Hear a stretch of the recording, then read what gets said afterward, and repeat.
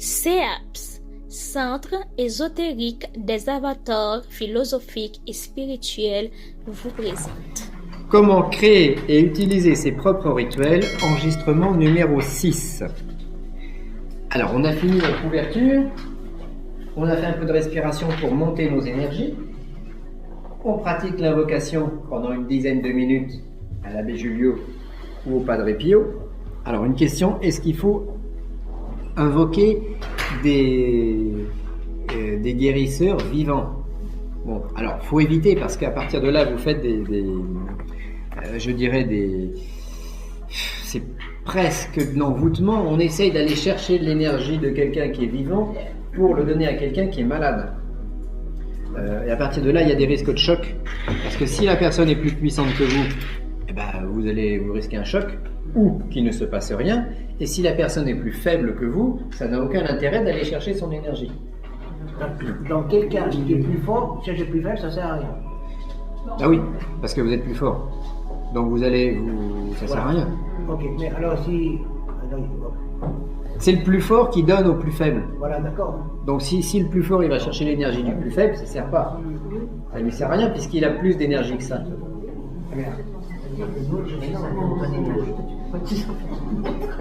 Alors, à partir de là, 4e point, on fait la demande proprement dite. Demande. C'est-à-dire qu'on va canaliser l'énergie.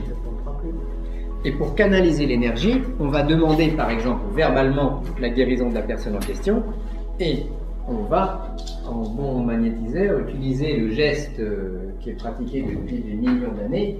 On va imposer les mains pour canaliser l'énergie. Et vous allez en plus visualiser la guérison de la personne. Alors après, chacun sa petite méthode, mais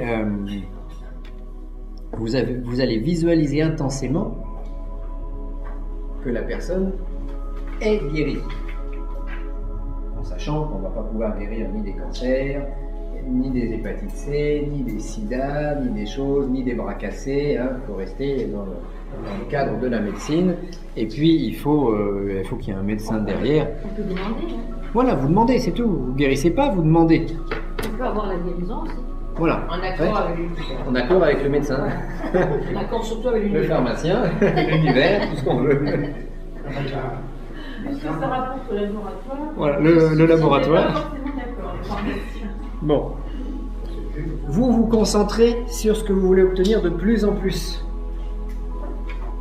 En visualisant de manière très intense la guérison déjà obtenue. Et quand vous sentez que votre visualisation est mûre, sachant que l'abbé Julio et le Padre Pio est avec vous en train de magnétiser aussi, eh bien vous faites une rupture, c'est-à-dire que brutalement, vous arrêtez d'y penser. Alors, il y en a certains qui poussent un cri dans l'oreille de leur patient, ça les fait sursauter. Il y en a d'autres qui simplement arrêtent instantanément leur travail, leur visualisation et pensent à autre chose. Et après, on ferme rapidement le rituel. Il y a une chose qu'il faut faire qui est très bien, c'est de fermer les mains. Par exemple, oui, Pour l'énergie, pour ne pas avoir de revenu. Voilà. Et après, vous lavez les mains sous l'eau froide, tous les Quand techniques. j'ai fait l'imposition, ça coupe. Pour pas que le retour puisse revenir porter. Oui, parce que tant que vous êtes concentré sur ce que vous voulez obtenir, vous êtes un émetteur d'énergie. On émet, oui. Un émetteur. Et quand vous ne pensez plus à rien, vous pouvez avoir un retour d'énergie. Et là, voilà, Claude, vous fermez les poings Et on coupe. et vous coupez tout de suite. Vous pensez à autre chose. Chut. Et surtout, vous fermez votre rituel rapidement. La fermeture, dès que la demande est finie, la rupture est faite, hop, vous fermez. 5e fermeture.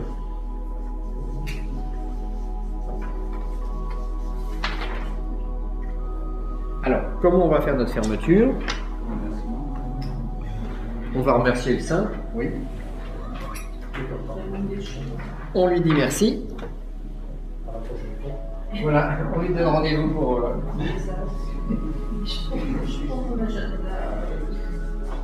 Merci. Vous pouvez vous passer les mains dans la fumée de l'encens, et remettre de l'encens sur le chariot et vous lavez les mains dans l'encens. Une chose que je fais à titre personnel, j'ai trouvé comme ça en faisant le rituel, c'est de passer les mains au-dessus des flammes des bougies pour brûler les résidus magnétiques qui vont rester au niveau des paumes des mains. Il ne faut pas refermer aussi le cercle qu'on a ouvert. On l'avait fermé au début, on l'ouvre maintenant. Oui, Et on remet en train. c'était sûr. Ouais. Mais bon, c'est automatique, dès que vous allez sortir la pièce, le cercle va s'ouvrir.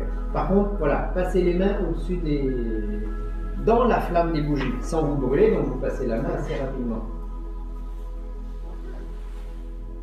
Vous vous lavez les mains dans la fumée de l'encens. On remercie le saint. Vous pouvez tracer des grands signes de croix aux 4 points cardinaux. Au nom du Père, du Fils et du Saint-Esprit, mieux en latin, in nomine Patris et Filii et Spiritus Sancti. In nomine Patris et Filii et Spiritus Sancti. Sur 4 points cardinaux. Vous pouvez le faire pourquoi pas avec une dague, si vous avez intégré une dague dans votre rituel. Le signe de croix classique, enfin bon, vous construisez une fermeture qui sera toujours la même. Et après, on se retourne vers le malade, on lui dit. T'es guéri, lève-toi et marche. Et là il tombe par terre. Ouais. Et la guérison n'est pas forcément instantanée. Non, mais on va dire. Ils expriment, quoi. C'est généralement, on aime bien. Voilà, alors c'est toujours intéressant de savoir s'il a senti des choses pendant le rituel. Oui. Alors au total, votre rituel il va durer 20 ou 30 minutes. On renvoie des puissances, des forces. Oui, donc comme on a appelé des puissances de l'égrégore chrétien, c'est des puissances de l'égrégore chrétien. On peut remercier de votre présence, regagnez vos demeures et vous avez moi et soyez prêts à répondre à vos questions sans résistance et mauvaise intention. En latin, ce serait mieux. Oui. Ouais, mais ça c'était un autre rituel qui est pratiqué depuis la vie. Bien. On va boucler là-dessus pour l'instant et on recommence tout à l'heure. Donc, là, dans le rituel qu'on a créé, on avait un rituel, ouverture, respiration, invocation, demande, fermeture. On s'est appuyé sur un égrégore chrétien. On peut faire exactement la même chose sans l'invocation. Et à ce moment-là, on ne s'appuie que sur nos forces personnelles.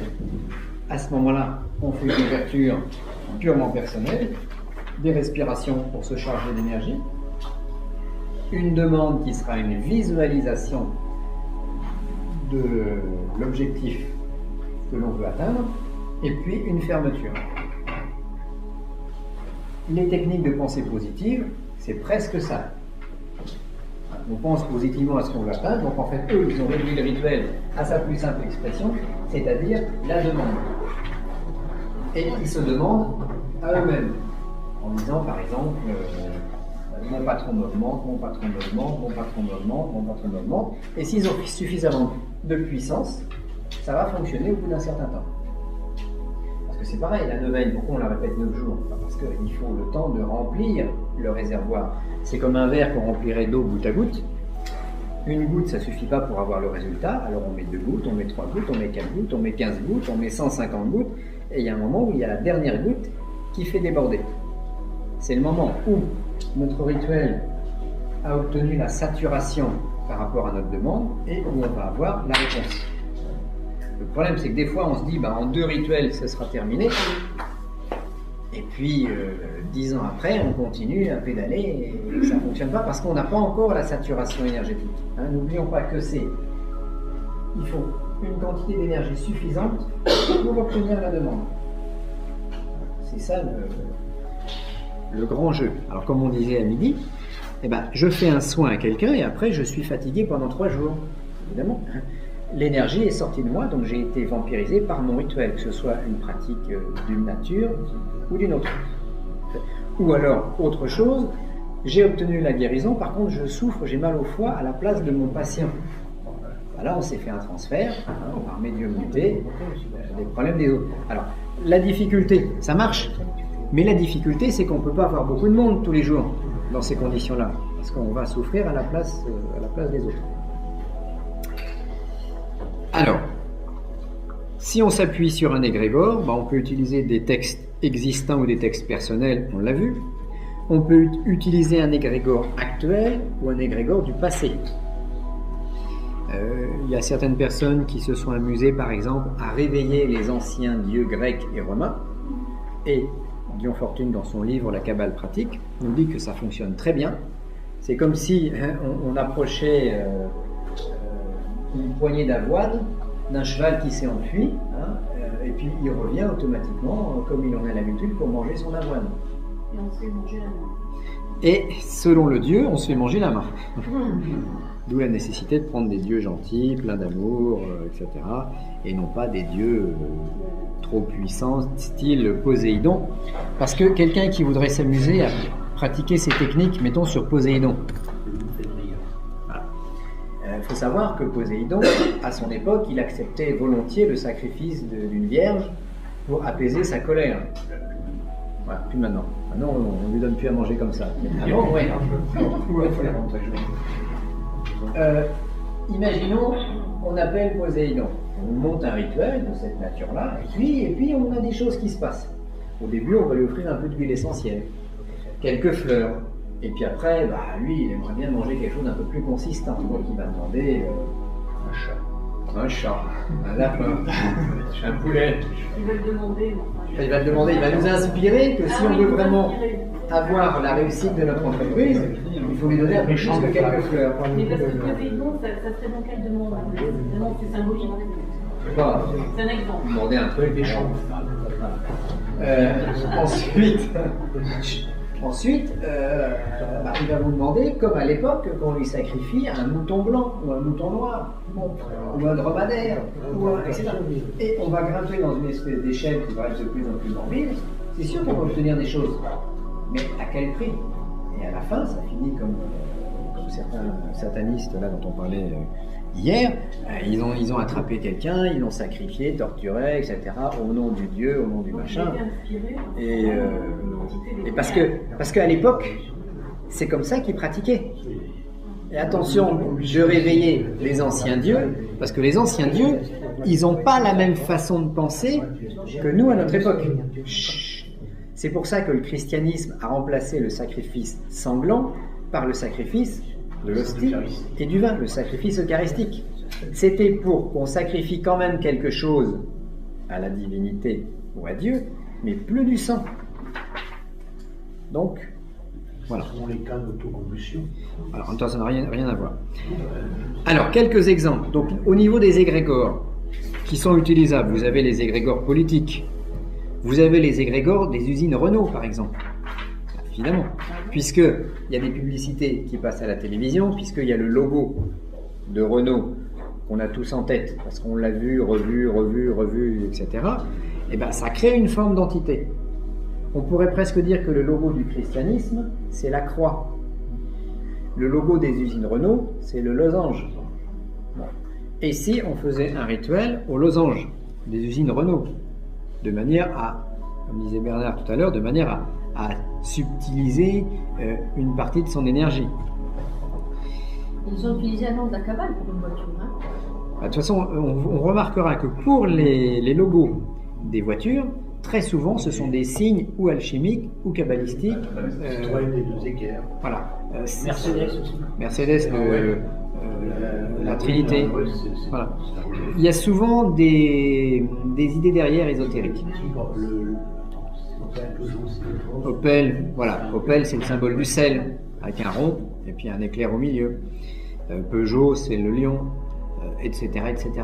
Mitsubishi, un jour, on essayait de faire le logo, la croix d'exorciste. On s'est dit, voilà. Alors, cette croix d'exorciste, en fait, c'est un sceau de Salomon qui est caché derrière. Et puis, on était en train de travailler ça. Et par hasard, on est tombé sur le logo Mitsubishi.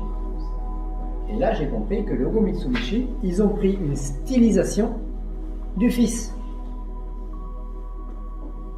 Donc, celui qui a créé ce logo-là n'était pas un idiot. Donc, c'est l'archétype du fils. Par contre, quand on regarde le logo Mitsubishi, on ne le voit pas. Parce que, de la même façon, quand vous regardez notre croix, on ne voit pas qu'il y a le sceau de Salomon dedans.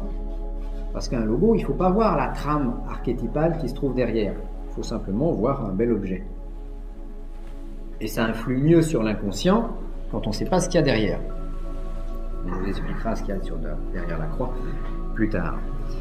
Donc, égrégore d'entreprise, égrégore passionnel suite à un drame ou suite à quelque chose, égrégore de révolte. Quand les Mexicains disent « Viva la révolution », et bien à ce moment-là, autant puiser dans leur égrégore de révolte pour faire des choses, diront les sorciers. Égrégore religieux, on en a parlé. Autre type d'égrégore peu connu, les égrégores des jeux informatiques. Quand vous avez des jeunes qui ont 16 ans, 17 ans, 18 ans, donc qui sont pleins de vitalité, qui passent 10 heures par jour devant un jeu vidéo, donc qui se font totalement vampiriser et démagnétiser par le jeu, l'énergie elle va quelque part. Donc l'énergie elle va dans l'égrégore du jeu.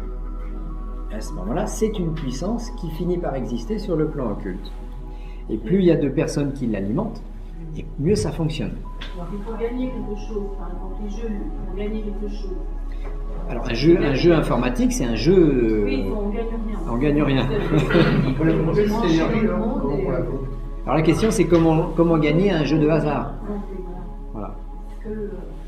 Ça, les jeux sont condamnés par la religion, ma sœur. Couper les énergies selon ses adresses. Oui. Moi j'ai entendu parler de l'égrégore qui avait été entièrement monté à la pyramide de Gou.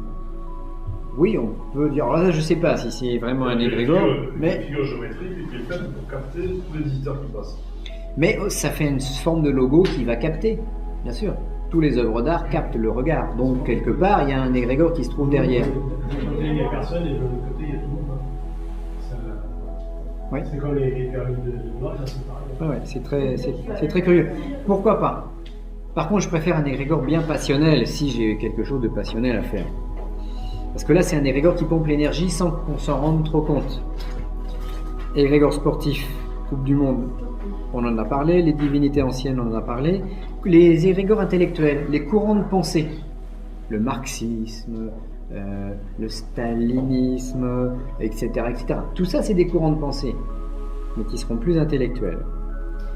On ne peut pas prendre une forme pyramidale, par exemple, une pyramide. Pourquoi faire? L'énergie de la pyramide, par exemple. C'est faible. C'est l'énergie de la forme de la pyramide qui sera dégagée.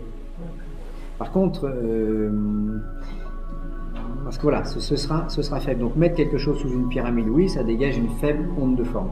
Plus la pyramide est grande, plus elle est puissante. C'est pour ça que les Égyptiens se sont dit, au lieu de construire des petites pyramides, on va se faire enterrer dans des grandes pour conserver une vitalité. Mais les pyramides sont dans ce cas-là énormes.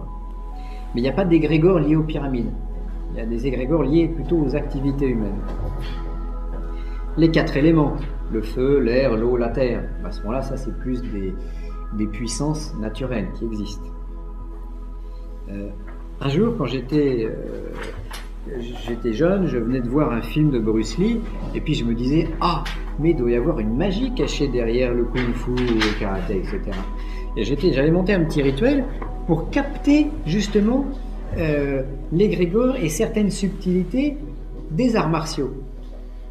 Et bien sûr qu'il y a un courant énergétique derrière, parce qu'en plus les arts martiaux c'est quelque chose de vital. Ceux qui s'y entraînent sont des sportifs. Donc j'avais abouti à des choses curieuses. Et puis ensuite, je dirais, etc. Petite question là-dessus? Rien, on va passer au formulaire type d'un rituel. Alors vous avez à la page 24 du fascicule un formulaire type de rituel. Alors, quoi que vous vouliez faire, quelle que soit la nature du rituel que vous vouliez monter, il faut se baser sur ce formulaire type. Donc, ouverture, mobilisation des énergies, silence mental, appel, identification, fixation ou offrande, demande concrète, promesse et louange de ce qu'on a appelé, renvoi, retour à la normale et éventuellement renouveler l'opération. Alors, on peut... Oui, une question ? À la place de la demande, on peut aussi remercier cette énergie d'être venue. C'est juste après. Hein? Promesse, louange. Ah oui, bon. Voilà. Alors, il faut toujours remercier les forces. Alors, si... Voilà, on va voir après, point par point, en détail. Si vous travaillez avec vos énergies personnelles, propres, vous avez besoin d'une ouverture, mobilisation des énergies, silence mental, l'appel est inutile, l'identification est inutile, la fixation offrande est inutile, la demande, oui, puisque ça va être à ce moment-là la visualisation de ce que vous voulez obtenir, promesse, louange inutile, renvoi inutile, et c'est le point 10e, retour à la normale, c'est-à-dire clôture du rituel. Donc ça, c'est si c'est basé sur mes propres énergies personnelles. Si je me base sur un saint, chrétien ou autre, sur une énergie extérieure, et bien sûr je vais avoir l'ouverture, mobilisation des énergies, tout pareil, silence mental, le silence mental ça va me permettre de mettre dans un état propice à l'action prévue, appel, ça va être l'invocation. Alors on a une phase d'identification. Alors l'identification, c'est que je vais devenir l'objet de mon appel. On va le voir prochainement. Fixation offrande. Quand j'ai demandé à quelqu'un de venir et qu'il a répondu à mon coup de téléphone, il vient chez moi, physiquement.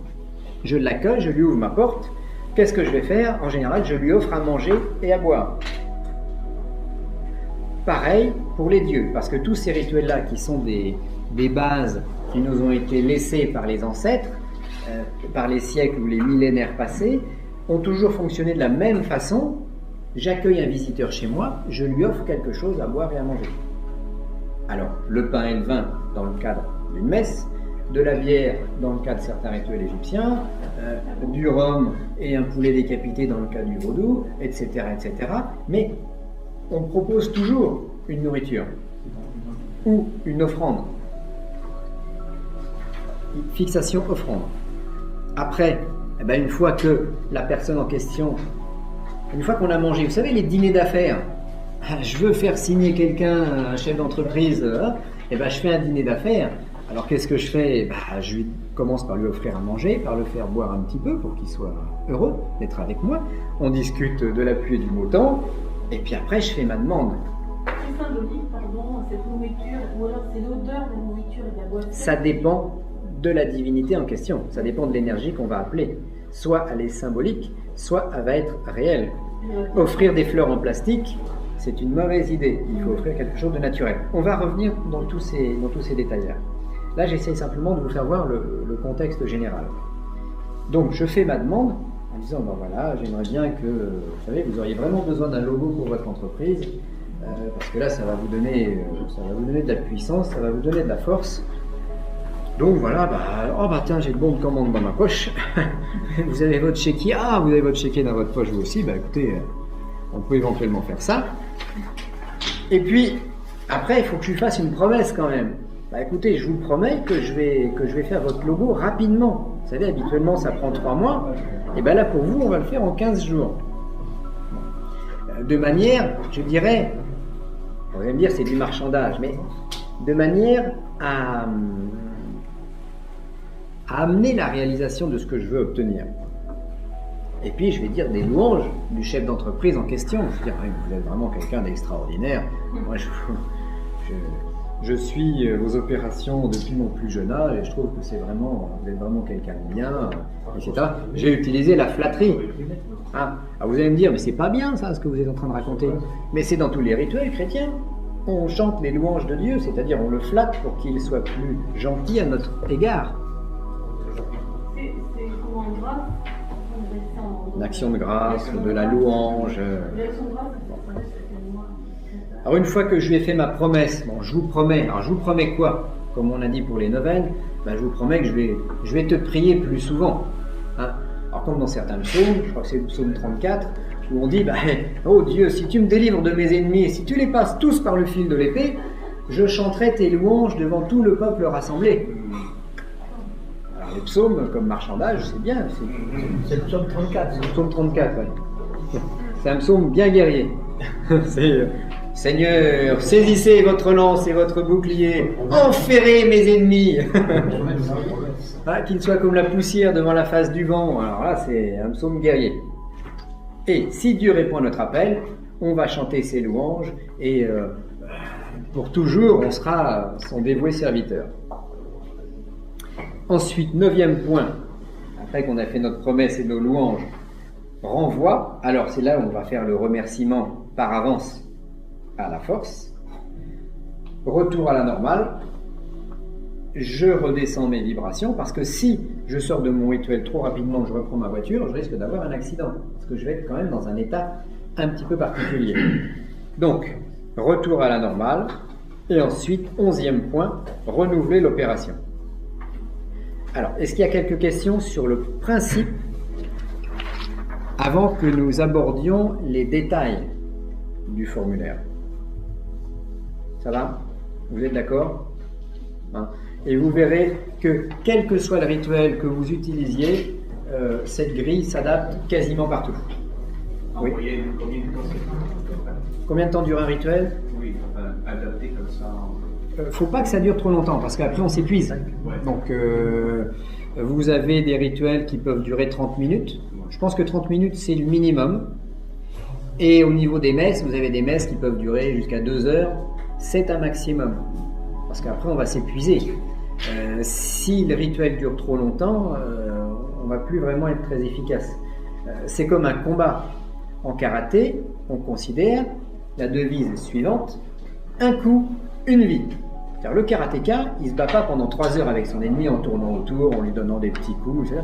Le karatéka, il doit donner un coup de poing et tuer son adversaire d'un seul coup. C'est bon. Voilà. L'action dans l'action. Alors c'est pas toujours comme ça, mais c'est là, ça consiste à taper une fois pour tuer son ennemi. Parce qu'on considère que comme il y en a plusieurs, il ne faut pas perdre de temps. Là, au niveau du rituel, plus on va être concentré dans son rituel, plus on va être préparé, et plus le rituel va être efficace. Et avec un rituel, on peut obtenir le même effet qu'une autre personne qui va en utiliser 15, qui va répéter 15 fois la même chose. Tout dépend après de l'entraînement, des énergies accumulées. Autre question? Alors vous allez me dire, mais là il n'y a pas de cercle, il n'y a pas... On va voir le cercle après. Alors, formulaire détaillé maintenant.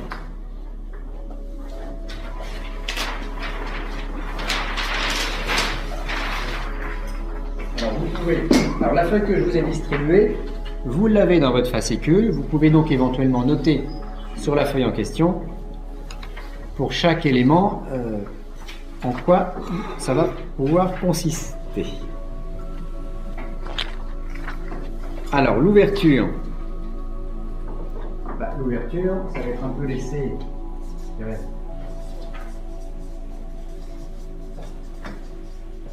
On a vu que si c'était un rituel chrétien, on allait faire le signe de croix. En général, l'ouverture se fait par l'allumage des feux, l'allumage du charbon et des bougies. Donc on va dire ouverture, ça va être allumage.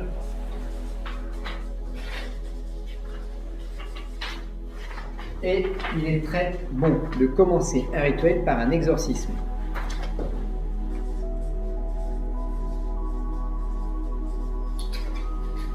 C'est-à-dire par un nettoyage, une purification.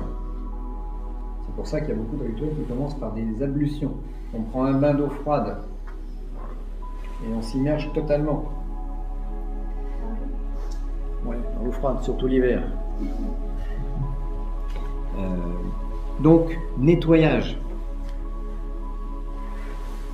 Alors, je vais nettoyer avec un exorcisme chrétien si je fais un rituel chrétien, mais je vais nettoyer avec un exorcisme plus naturel si je fais un rituel naturel, ou avec un exorcisme d'une autre tradition si je travaille avec une autre tradition.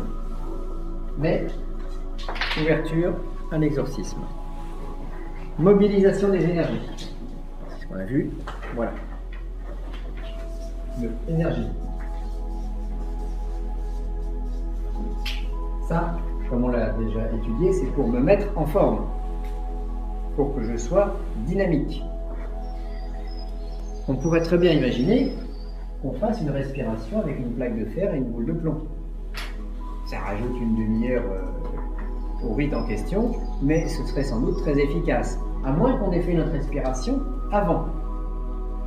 Au lieu de faire des macérations pendant 6 mois pour effectuer le rituel d'Abrahmana l'hommage, vous faites 15 jours de respiration à raison de 3 ou 4 heures par jour, et là vous serez dans le même état énergétique qu'en 6 mois de macération. Ça vous aura pris moins de temps. Mobilisation, respiration et vocable. Ça on l'a vu, on ne s'y attarde pas.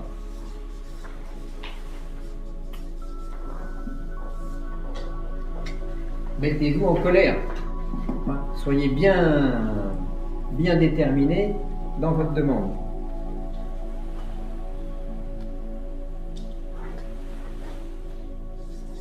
Troisième point, le silence mental.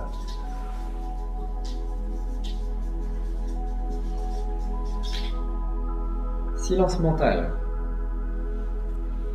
Alors là, si c'est un rituel religieux, comme on l'a vu précédemment, litanie des saints, en fait le silence mental, soit vous êtes capable de le faire par votre entraînement à la sophrologie, à la PNL, à différents types de yoga, et à ce moment-là vous n'avez pas besoin d'aide extérieure, soit vous n'avez pas l'habitude, et à ce moment-là vous allez répéter quelque chose de monotone. Alors c'est vrai que la litanie des saints, Saint Juste, priez pour nous, Saint Rémy, priez pour nous, Saint Vincent, priez pour nous, Sainte Marie-France, priez pour nous, Saint Bernard, priez pour nous, etc. Saint Vincent, priez pour nous. Bon, c'est monotone, donc ça nous permet de nous mettre dans une espèce d'état de semi-pensée, de semi-endormissement. Autre chose qui peut être très intéressant, c'est le tam-tam. Alors, Ça, je sais faire. ça, vous savez faire. Bon. Vous prenez un tam-tam, mais il ne faut pas jouer un morceau musical. Il faut que c'est quelque chose de monotone. Dans les rituels africains réels de sorcellerie, vous avez toute la tribu qui est rassemblée devant les sorciers, et puis pendant 2 heures, 3 heures ou 4 heures, ils vont jouer des tam-tams, mais toujours sur le même rythme. Boum, boum, boum, boum, boum, boum, boum. Alors au début, vous trouvez ça amusant. Au bout d'une demi-heure, vous commencez à voir le cerveau qui fait des choses bizarres. Au bout de 2 heures, vous ne pensez plus. La structure mentale a été cassée, tout le monde est en rythme alpha, et les respirations se synchronisent, les respirations de tous les assistants se synchronisent, et les battements du cœur également. Donc après, on est en face d'un égrégore qui, dans le cadre d'une sorcellerie africaine, l'égrégore du village va fournir au sorcier l'énergie nécessaire pour la réalisation de ce qu'il veut. Alors le tam-tam, c'est pas très chrétien, mais c'est puissant. Ou, à ce moment-là, comme les Tibétains, un mantram répétitif. Son om, là.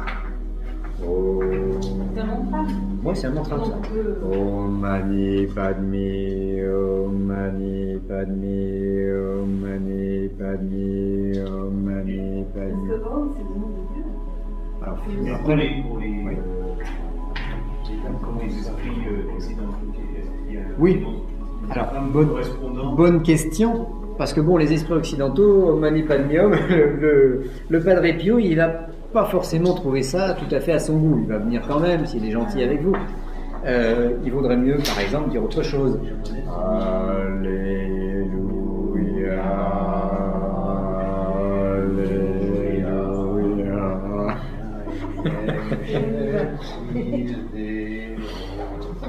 Ou alors, comme je vous avais dit, 15 pater, noster en latin. Pater, noster, etc. Ou quelque chose de très répétitif, de très lassant, et qui vous ennuie profondément. Voilà. On peut pas se servir d'un CD. Attends, chut. Oui. On peut pas mettre une musique de CD de mantra, par exemple, et le chanter avec le CD. Si c'est une orientation orientale. D'accord. Si c'est une orientation plus occidentale, on va essayer de trouver des chants grégoriens monotones. Bon. Mais quelque chose de très monotone.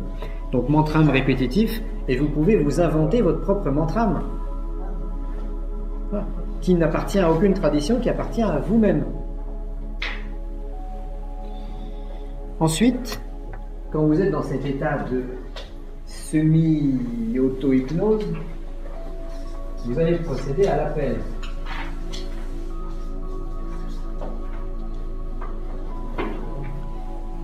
Comment?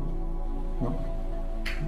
Alors, appel, alors prière d'appel comme on l'a vu si c'est un chrétien, invocation poétique, vous pouvez très bien vous fabriquer une invocation poétique pour attirer, l'élément, l'entité en question, l'énergie en question. Alors comment vous faites pour vous attirer les bonnes grâces de votre voisin ou de votre voisine? Eh bien vous l'appelez par son nom. Et puis vous essayez d'être gentil avec elle avec une voix douce. Donc là c'est pareil, vous pouvez créer une invocation poétique dans laquelle vous allez tenter d'aspirer, vous allez tenter en fait d'enchanter un être pour qu'il densifie sa présence dans le lieu de l'opération. Donc c'est une sorte d'enchantement. Les esprits sont attirés par les sons et les pensées. Donc vous allez enchanter, vous allez attirer. Et selon votre force, vous allez attirer de manière plus ou moins forte. Vous pouvez également utiliser un texte traditionnel, mais des fois, il vaut mieux fabriquer son propre texte plutôt que de se mettre sur une tradition dont on ne comprend pas tous les éléments. Le plus simple, c'est de l'appeler par son nom. Si c'est Padre Pio, on pourrait répéter Padre Pio, viens. Padre Pio, viens. Ça n'a pas marché si vous riez. Après, c'est l'hôpital psychiatrique. Laurent Bernard. Alors, vous êtes à la phase numéro 3, vous êtes en état de silence mental. Vous êtes déjà fait votre mantram répétitif. Hein? Alléluia, Alléluia. Ça vous a mis dans un état un petit peu décalé, un état semi-mystique. Et après, vous passez tout de suite à l'appel. Dans le même état, il faut conserver la même façon d'être. Alors, ça peut durer 15 minutes ou ça peut durer 2 minutes en fonction de votre capacité à vous mettre dans ces états.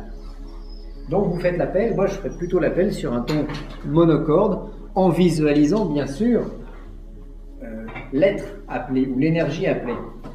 Alors, on peut avoir quelque chose d'encore plus amusant, parce qu'on va appeler, mettons, Renault, usine, Renault. C'est là que arrivent les voitures. Tu sors la couille de la nouvelle année. On a la pub. Ou alors, si c'est un égrégore politique, par exemple, mais attention, ce sont des techniques. Sarkozy, Il est vivant. Il est vivant. Mais UMP.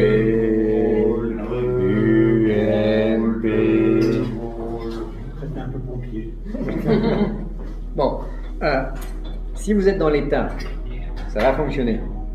Et vous allez le sentir. Si vous êtes un peu médiocre, vous allez vite sentir d'un coup les usines Renault qui sont là. Vous voyez plein de petites voitures passer. Bon. Et quand c'est présent, Aujourd'hui, les usines Renault, si vous les appelez, l'égrégore est très fort, hein, parce qu'il y a la nouvelle Twingo qui sort aujourd'hui. Ah voilà, il faut se servir des phénomènes ponctuels. Le monde de la table est impatient. Mais c'est vrai, celle-là. Elle va sortir là. Non, aujourd'hui, le 10. Oui. Elle est mise sur le marché le 10. C'est l'hiver, le dimanche, justement, chez Renault pour la montrer. Alors, Il faut aller aux Champs-Élysées, elle peut brosser. Alors, on dit tout ça sur un ton un petit peu d'amusement, mais derrière, c'est comme ça qu'ils font.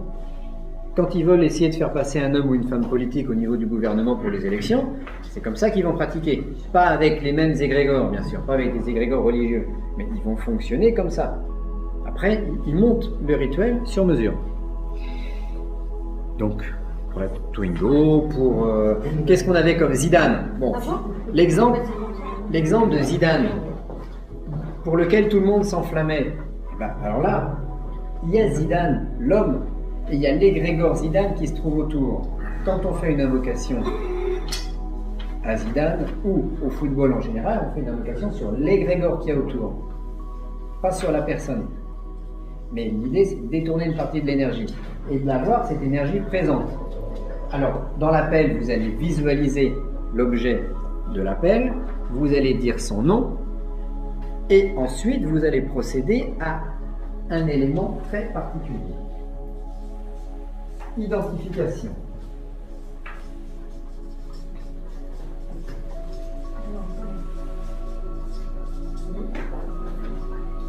Et ça, c'est la clé, en fait, de l'utilisation des égrégores, quel que soit l'égrégore en question.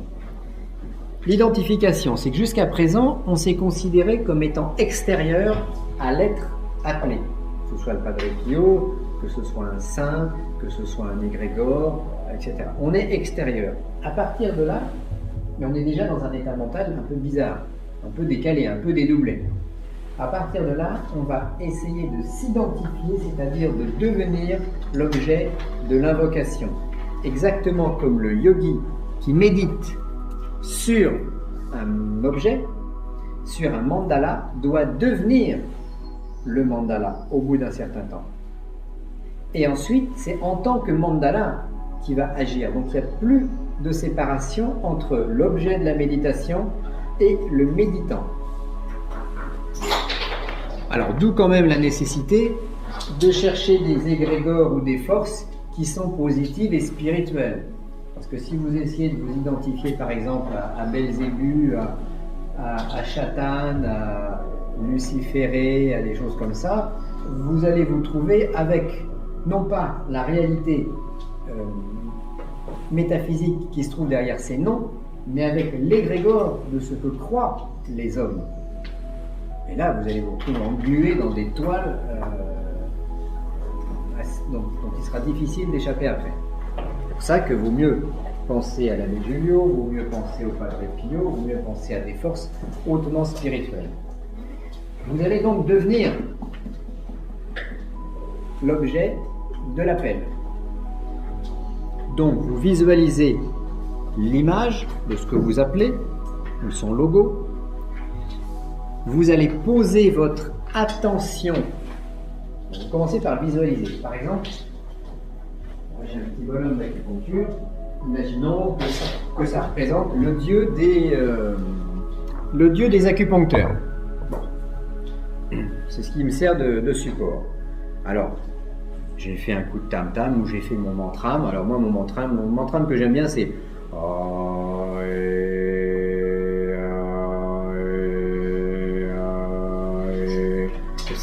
ça n'appartient à aucun égrégore, ça n'appartient à rien, c'est une invention purement personnelle, donc bon, et ça me permet de me mettre en état de calme mental. Ensuite, j'appelle, mettons, l'égrégore de l'acupuncture, les anciens médecins acupuncteurs. Alors je vais essayer de trouver le nom chinois qui correspond, et je vais le répéter comme ça pendant quelques minutes.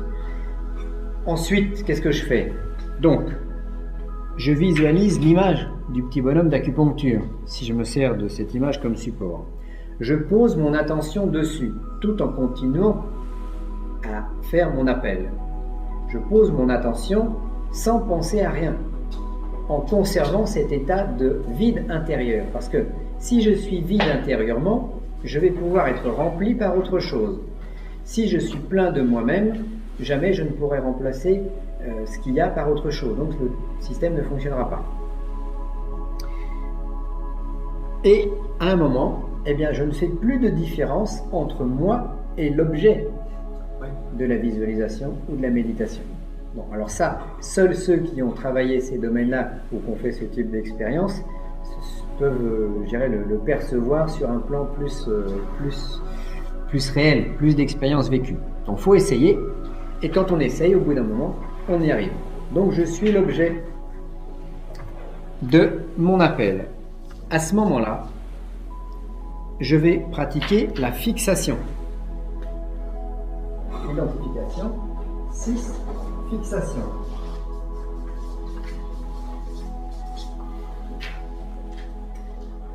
C'est là où je sors mon bouquet de fleurs, un bouquet de roses, si c'est un saint chrétien, ou des éléments en résonance, en correspondance avec l'objet de l'appel, mes huiles essentielles, mes fleurs, mes petits gâteaux. Si, mettons, je faisais un appel aux énergies de la terre, aux gnomes, ben, je vais leur offrir du miel, parce qu'ils adorent le miel. Si je fais un appel à d'autres forces, je vais peut-être leur offrir un bol de lait. Mais j'offre quelque chose de réel. Alors pas du lait pasteurisé qu'on a acheté au supermarché et qui a été déjà congelé 3 fois. Parce que il faut quelque chose qui soit vivant. J'offre un sacrifice vivant. Par exemple, dans la messe, quand on pratique le sacrifice du pain et du vin, le vin, c'est une substance vivante. Pourquoi le vin est vivant? Parce qu'il évolue quand il est dans sa bouteille. Donc il est vieilli. À partir de là, il y a une vie dedans. Une sorte de fermentation qui fait qu'il se passe quelque chose. Donc le vin, c'est vivant. Le lait, si c'est du lait qui sort du pied de la vache, c'est vivant. Le miel, c'est vivant, etc. Pas de fleurs en plastique, hein, bien sûr, et plutôt des fleurs qui sont odorantes. Fleurs, huiles essentielles, etc. Et tout en étant dans cet état d'identification, je vais faire la demande. À ce moment-là, c'est plus vraiment une demande, c'est une action. C'est-à-dire que je vais agir en tant que principe et non en tant que moi-même. Le Padre Pio, pour avoir la guérison d'un aveugle, comment il a fait? Il a fait exactement ça, sauf que lui, il l'a fait instinctivement de nature, parce qu'il était bien plus évolué que nous, donc il n'avait pas toutes ces circonvolutions mentales à exécuter. Qu'est-ce qu'il faisait, le Padre Pio? Il était en prière presque constante, le silence mental, c'était très facile à faire pour lui, l'appel, il pensait à Dieu, et à partir de l'instant où il pensait à Dieu, il se mettait en sorte d'extase mystique, et donc en tant que divinité, entre parenthèses, il agissait directement sur la maladie, en voulant que la personne guérisse, en étant touché cardiaquement par le mal que possédait cette personne, qu'avait cette personne. Cardiaquement, ouais. Est-ce que c'est le cœur? C'est le cœur qui va fonctionner. Il faut avoir la larme à l'œil, que l'autre soit dans cet état. C'est comme ça que fonctionnait la mystique du Padre Pio. Ah oui. C'est en rapport avec le Sacré-Cœur du Christ? Là, on fonctionne, c'est un petit peu différent, mais c'est le même principe. Donc, il était en état d'extase spirituelle, voyant un être humain qui souffrait, et il voulait que cette personne guérisse. Et donc, s'il n'y avait pas d'obstacle entre lui et la personne, le miracle pouvait s'accomplir. L'obstacle pouvait être mis par le patient, qui, quelque part, n'acceptait pas la guérison, ne voulait pas guérir, n'avait pas confiance, ou avait de bonnes raisons pour rester malade, ou etc., etc. Mais si il y a cet état, il y a passage, il y a transmission, et ça fonctionne. Donc, fixation, et après, donc, numéro 7, c'est agir mentalement en tant que, on va dire, action.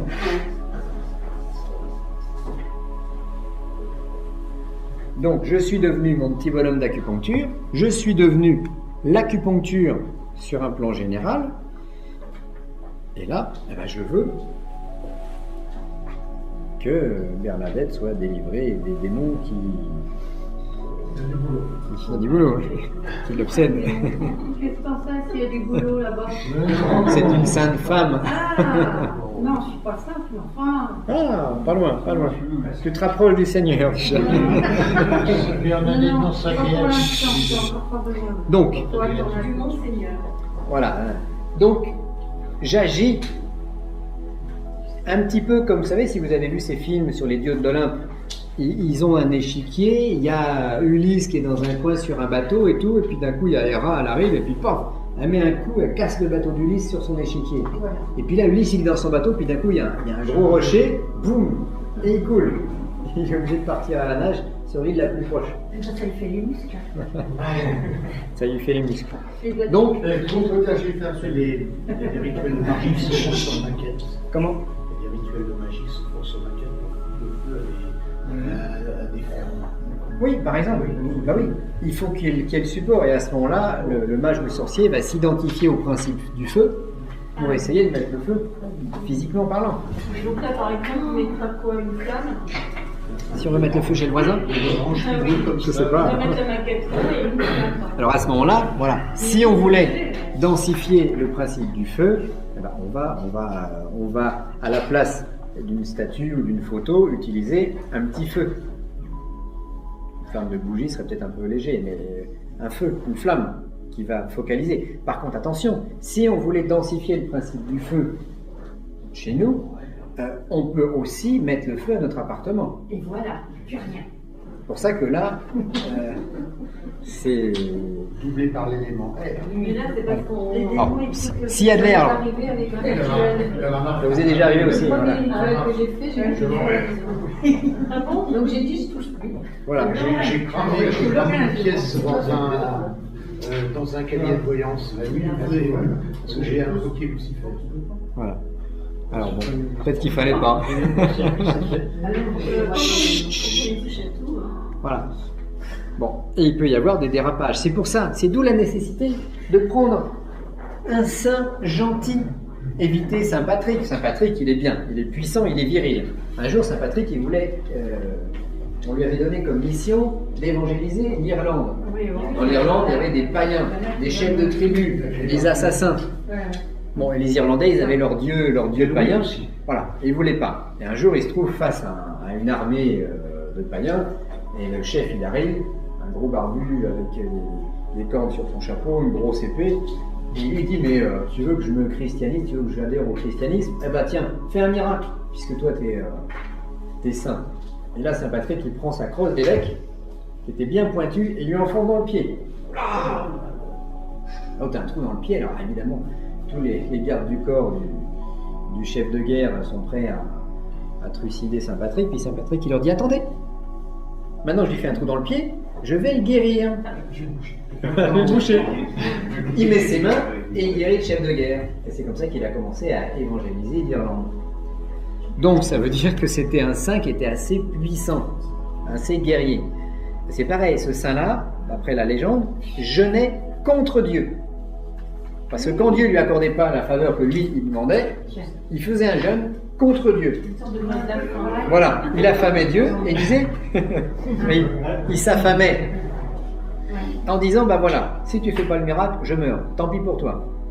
Tu n'auras plus ton serviteur qui permet d'évangéliser. Et en général, ça fonctionnait. Alors, est-ce que c'est Dieu qui se penchait sur la vie de Saint Patrick, ou est-ce que c'est la puissance de Saint Patrick qui opérait le miracle? On ne peut pas savoir, pas conclure. Mais ça fonctionnait. Donc quelqu'un qui aujourd'hui invoquerait Saint Patrick aurait peut-être à sa disposition une puissance assez guerrière. Il pourrait évangéliser de manière forte. Maintenant, peut-être qu'il ne pourrait pas avoir les biens de ce monde et l'appui de Saint Patrick en même temps. Alors, j'agis mentalement en tant que... Huitième point. Promesse et louange. Alors, quand j'agis en tant que puissance, dès que mon action, dès que je sens que la mayonnaise est bien levée, que mon action est bien chaude, que je suis bien dedans, j'arrête brutalement. Dans l'action, il y a ensuite un phénomène de rupture. On pourrait dire qu'il y a une rupture importante au niveau de mon rituel ici. D'un coup, je casse l'identification, je casse la pensée, je me retire. Alors qu'est-ce que j'ai fait? C'est comme si, par une sorte d'artifice, par une prière, par un état mental particulier, j'avais réussi à rentrer à l'intérieur de la forteresse. Je mets mon programme informatique en fonction de ce que je veux obtenir, et quand je sens que c'est bien chaud, je casse et je me sauve en courant. Et de cette manière-là, le programme reste dans l'égrégore, qui lui va accomplir selon ma demande. Ok? Donc, quand ma visualisation est terminée, j'arrête brutalement et je me retire de l'égrégore. Je casse et ce que j'étais en train de penser en tant qu'être, et je me retire de cet être en même temps. Alors c'est un petit peu technique, mais c'est ainsi que les choses fonctionnent. Et ensuite, en redevenant moi-même, je vais chanter les louanges et je vais éventuellement faire une promesse. Alors, louange et promesse.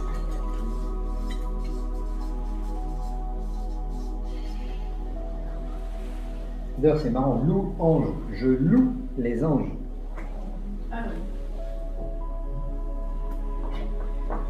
Alors, si je promets, j'ai intérêt de tenir ma promesse, parce que là, j'ai en face de moi une puissance, si je ne me suis pas trompé, qui va pas.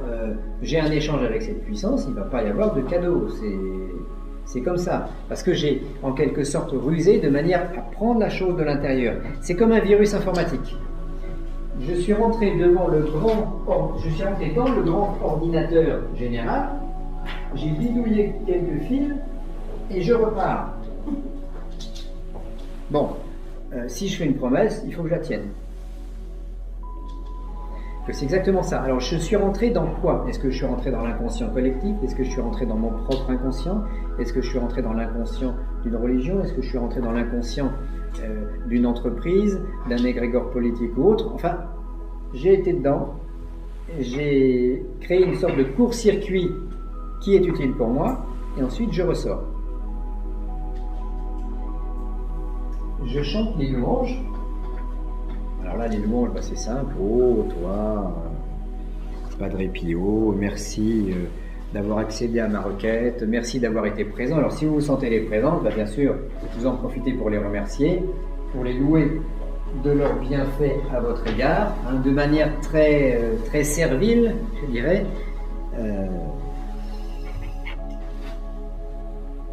Et vous pouvez proposer, pour vous faire pardonner un petit peu ce que vous venez de faire, de vous amender ou de corriger certains de vos défauts personnels. Écoute, si ça marche, je te promets que je vais essayer d'être... C'est continuellement, de toute façon, qu'on le fait, ça peut s'améliorer. Oui, normalement, c'est continuellement. Mais là, on peut se mettre un petit coup d'aiguillon à soi-même dans les fesses en disant, bon, là, je vais essayer de... Je vais ranger mon grenier, tiens. Il y a le bazar, il y a plein de choses, il y a plein de machins qu'il faudrait que je jette. Je vais ranger mon grenier. Mais c'est pour se faire pardonner, en fait, ça veut dire que les entités sont conscientes qu'on a fait un bidouillage, alors, quelque part. Ça dépend de l'entité, ça dépend de soi-même, ça dépend d'un tas de choses. C'est pour ça que c'est toujours bien, quand même, de chanter les louanges. C'est comme dans la messe, dans l'ancienne messe. Qu'est-ce qu'on dit dans l'ancienne messe? À un moment, on dit, mais, mon Dieu, j'ai pas le droit de faire la messe. Je suis indigne du rituel que je viens de faire. Mais fais en sorte que cette communion ne tourne point à mon jugement et à ma condamnation, mais qu'elle serve à la défense de mon corps et de mon âme. Ça, c'est le rituel de la messe. Ça veut dire que quelque part, on n'a pas le droit de le faire parce qu'on en est indigne, mais on l'a fait quand même. C'est saint Thomas d'Aquin également, qui dans une des prières terminales de la messe, il dit la même chose. Il dit, mais mon Dieu, si tu m'acceptes au paradis, c'est pas à cause de mes mérites, mais par ta grande clémence, par ta grande miséricorde, parce que j'en suis pas digne. Être conscient de ne pas en être digne, c'est déjà avoir avancé dans le chemin de l'humilité. C'est un petit peu la même chose. Donc je ne sais pas si j'avais vraiment l'autorisation de faire ça, je l'ai fait quand même, mais si tu m'accordes le bénéfice du doute, eh ben écoute, je vais chanter tes louanges, ou écoute, je vais aller à la messe tous les dimanches, ou je vais faire telle ou telle chose. Alors, il vaut mieux toujours promettre de corriger, comme disait René, de s'amender d'un défaut personnel, parce qu'en plus, ça nous sera utile pour notre évolution spirituelle. Donc, autant faire d'une pierre deux coups. Alors, dans le fascicule, arrêtez de dire de mal de mes voisins, par exemple. C'est Maître Philippe de Lyon, quand il obtenait une guérison, il disait, ben voilà, au lieu de me payer en argent, vous allez arrêter de dire du mal des autres pendant une semaine, pendant 15 jours, pendant 1 mois si c'était vraiment un miracle très important qui lui était demandé. Il faut mettre un post-it sur la porte. Faut s'en rappeler. À côté du téléphone. Voilà, donc ne plus dire du mal des autres. Pendant un temps limité, parce qu'on sait très bien que notre principale activité, c'est de dire du mal de nos prochains. C'est tellement agréable, c'est tellement... c'est de l'autosatisfaction quand on dit du mal des autres. On dit, ah, il est moins bien que moi, celui-là. bah, c'est ça. Alors ensuite, 9, non, 9. Renvoi. Renvoi. Je remercie le saint en question. Alors, je fais une formule de renvoi du type « Retourne maintenant, ô céleste force », etc., etc. Dans ta demeure céleste. Voilà, dans ta demeure, dans ton paradis, dans tes enfers, si c'était un dieu infernal, dans ton cosmos, dans ta Bretagne. Alors, est-ce qu'on peut invoquer un menhir? Ah non, parce que c'est plutôt une force naturelle. Oui, on peut invoquer Jean-Paul II. Comment? Oui, il peut invoquer Jean-Paul II. À Pleuhermel, la statue, mais c'est pour ça qu'ils ont mis une statue de Jean-Paul II à Pleuhermel. Je leur ai demandé de pouvoir faire des invocations à Jean-Paul II. Et plus la statue est grande, mieux c'est. Ah, mais grave, le Christ de Rio. Comment? Terrible, le Christ de Rio. Oui, Il dégage une puissance quand même, ou sa statue dégage une puissance, quelque chose. il faut aller voir. Il faut tester. Bah, c'est avec le fil du temps qu'il va y avoir des pèlerinages qui peuvent le charger, mais il faudrait qu'ils puissent faire quelques miracles. Tu veux avoir une mère là-bas, n'a pas été? Non, j'ai pas été. Mais si Jean-Paul II fait quelques miracles, c'est sûr qu'il va y avoir des pèlerinages qui vont venir. Ah, il y en a plus. Qui c'est Staline ou Marx? Attendez, chut. Il y a Staline ou Marx qui a sa momie en Russie quelque part. Ou Lénine? Non, c'est Lénine? Peut-être. Marx?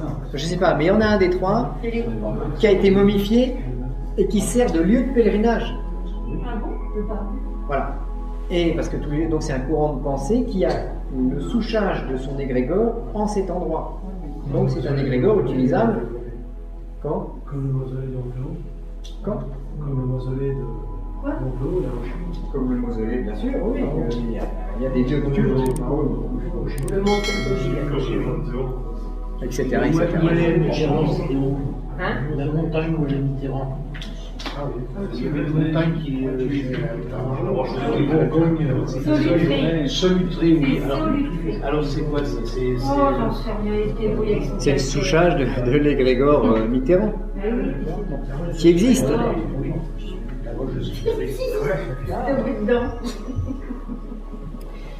Alors, le 9e point, on a dit renvoi.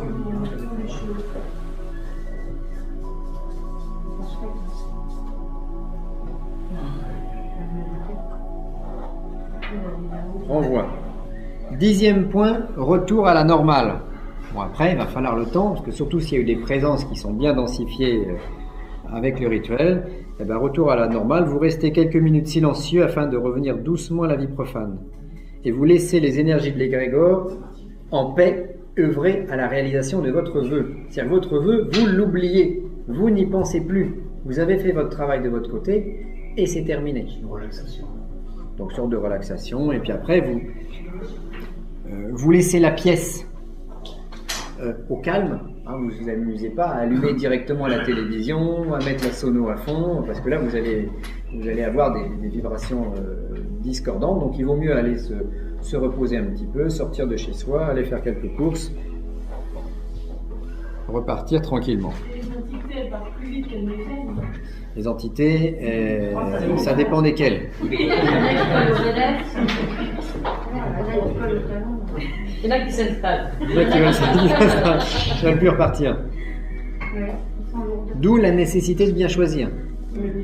Ils squattent. Parce que... Voilà.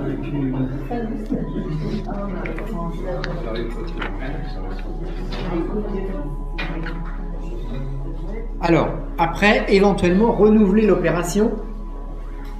Pourquoi pas sous forme de neuvaine, parce que vous avez les neuvaines chrétiennes, mais vous pouvez aussi avoir les neuvaines païennes, hein, qui ne sont pas liées à des valeurs chrétiennes.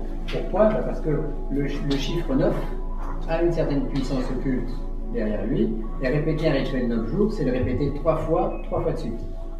Comme 3 fois 3, ça fait 9, ça donne un impact plus important. Y a-t-il quelques questions sur ce formulaire? Alors, en ce qui concerne, j'allais dire, les huiles essentielles, etc., on ne fait rien, enfin, c'est-à-dire les bougies, etc., on les consacre pas, etc. Voilà. On peut, si, enfin, après tout dépend du rituel, tout dépend de la nature de ce qu'on veut faire. On va pouvoir bien sûr exorciser et consacrer les parfums, Oui. exorciser les cierges, etc., avant l'opération. Par contre, voilà, exorcisoté, créatura, etc. Par contre, comme les huiles essentielles, ce sont des huiles essentielles, c'est déjà actif, c'est un acide spirituel de par les odeurs qui en émanent. Je ne pense pas qu'il y ait beaucoup d'entités négatives qui puissent se fixer dans une bouteille d'huile essentielle, ils vont plutôt fuir. Quant au feu, au charbon, comme ça chauffe de manière forte, il n'y a rien qui va rester dedans non plus. À la limite, on peut éventuellement bénir les cierges qui vont être utilisés. Mais je dirais que c'est un petit peu secondaire par rapport aux énergies, à tout ce qui a été descendu. Autre question? Bien. Alors, on va passer maintenant à un exemple de rituel opératif naturel. Alors, maintenant, passons au formulaire détaillé. Par exemple, un rituel opératif naturel. Alors, vous allez vous dire, bon, c'est bien. On voit un peu comment ça fonctionne pour une prière chrétienne, musulmane ou autre. Moi, des fois, j'aime bien faire soucher un rituel sur aucune religion, sur aucun système, mais purement puiser l'énergie dans la nature. Alors, les forces naturelles sont plus brutes, éventuellement plus violentes, mais elles sont plus bio. À la limite, là, ce qu'on va voir, c'est un bio-rituel. Il faudrait déposer le nom. Comme il y a le biomagnétisme, il devrait y avoir la biomagie. Alors, ouverture. Toujours pareil, on commence par l'ouverture.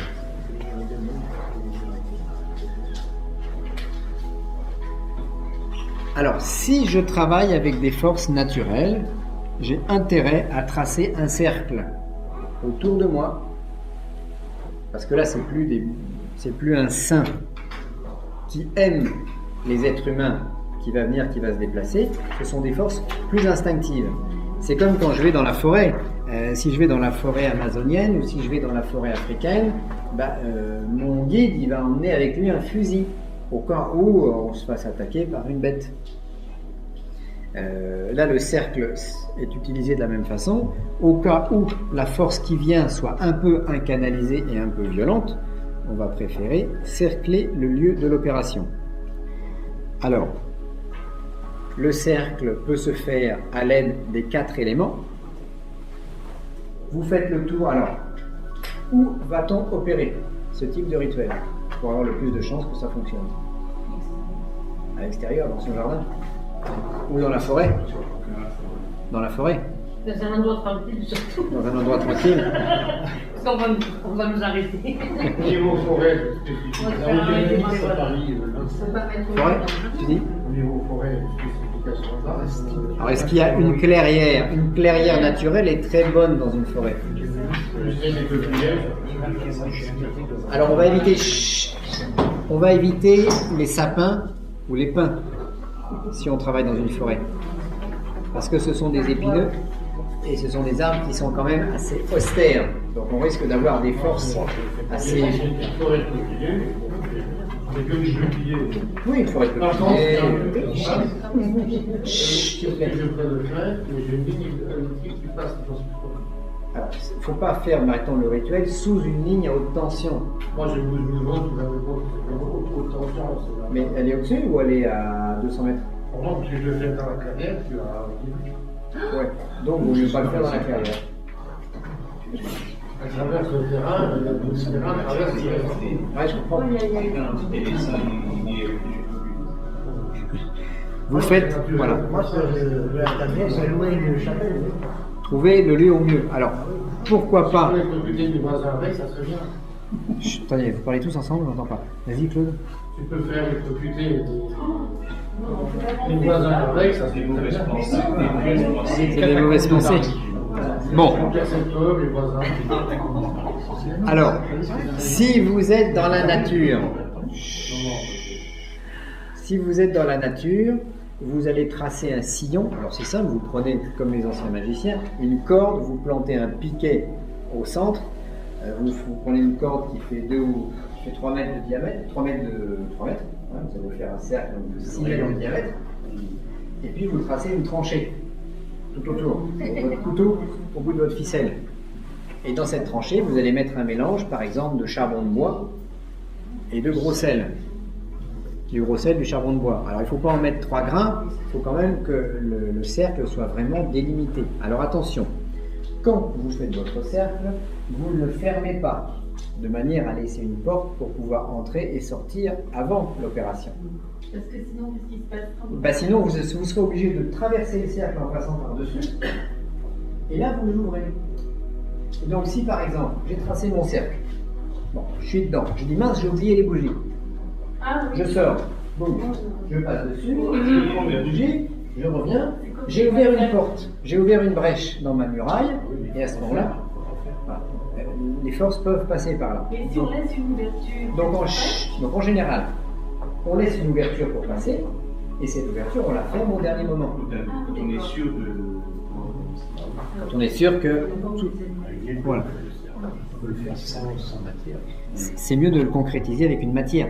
Quand on va rencontrer certaines forces, la plupart du temps, dans un oratoire, dans une maison, on n'a pas ces forces qui viennent. Donc il n'y a pas nécessité de tracer le cercle. Par contre, à l'extérieur, oui. Vous allez ensuite renforcer ce cercle en le retraçant avec l'épée, par exemple. Ou en visualisant votre cercle de manière très forte, comme une muraille de feu circulaire qui entoure le lieu de l'opération.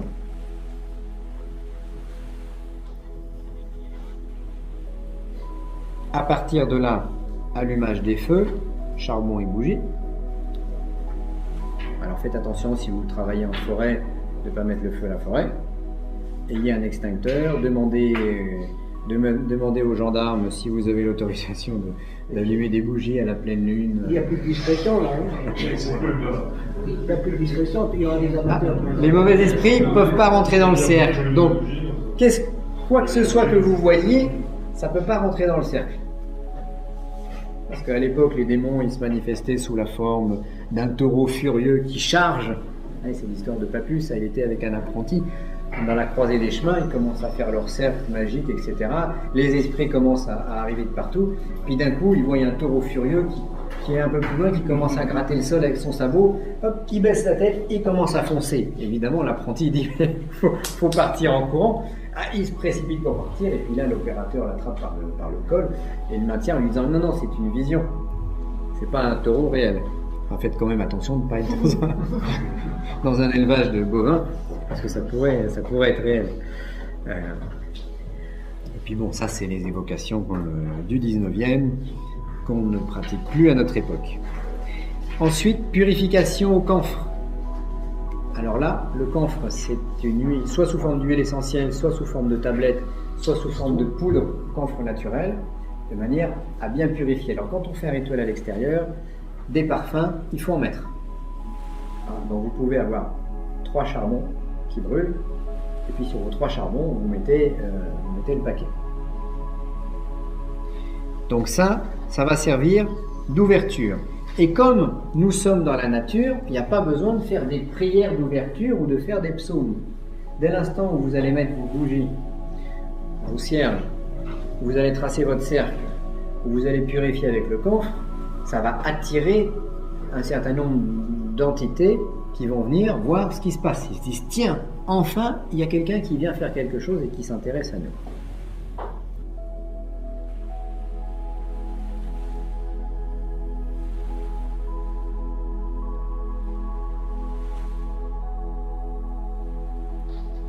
Contactez CEAPS au 561 324 3957 38 26 54 90 47 19 77 27.